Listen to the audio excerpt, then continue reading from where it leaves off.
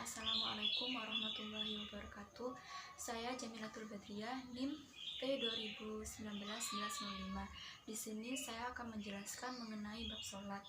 Sholat menurut bahasa berarti doa atau rahmat, sedangkan menurut istilah, sholat adalah ibadah atau sesuatu yang terdiri dari perkataan dan perbuatan yang dimulai dengan takbir dan diakhiri dengan salam.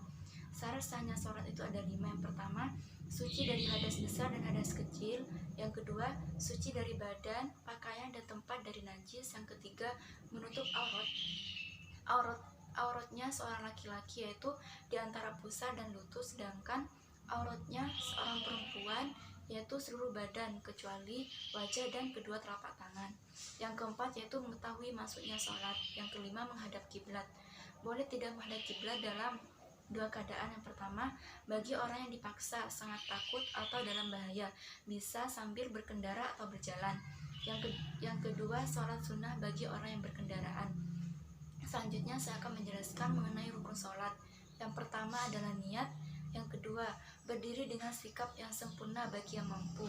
Jika tidak mampu, maka boleh sholat dengan duduk. Jika tidak bisa duduk, maka boleh sholat dengan berbaring. Dan jika sudah tidak bisa, maka boleh sholat dengan isyarat. Yang ketiga yaitu takbiratul ihram. Yang keempat, membaca surat Al-Fatihah.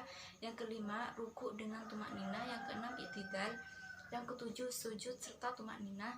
Yang kedelapan, duduk di antara dua sujud dengan tumakninah. Yang kesembilan, sujud yang kedua serta tumakninah. Yang 10, duduk tasyahud awal dan tasyahud akhir. Yang ke-11, membaca sholawat Nabi. Yang 12, memberikan salam ke kanan dan ke kiri. Selanjutnya saya akan menjelaskan mengenai hal-hal yang membatalkan sholat. Hal-hal yang membatalkan sholat itu ada 5. Yang pertama, berbicara dengan sengaja. Yang kedua, makan dan minum secara sengaja. Yang ketiga, bergerak terlalu banyak dengan sengaja. Yang keempat, sengaja meninggalkan rukun atau syarat sholat tanpa uzur. Yang kelima yaitu tertawa. Dan waktu melaksanakan sholat, yang pertama sholat duhur, yaitu saat matahari tergelincir sampai bayang-bayang orang itu sama dengan bayangannya, artinya sebelum datang waktu asar. Yang kedua sholat asar, yaitu sampai matahari belum kuning cahayanya. Yang ketiga sholat maghrib, yaitu selama syafaq atau awan yang merah belum lenyap. Yang keempat sholat isya, yaitu sampai tengah malam kedua. Yang kelima sholat subuh, mulai terbit fajar sampai terbitnya matahari. Selanjutnya saya akan menjelaskan mengenai sholat jamaah. Sholat jamaah adalah sholat yang dilakukan minimal 2 orang dengan salah satu menjadi imam, sedangkan yang lain menjadi makmum. Imam Hambali berkata bahwa sholat Jumat itu wajib bagi setiap individu yang mampu melaksanakannya. Jika ditinggalkan dan ia sholat munfarid, maka dia berdosa, namun sholatnya tetap sah.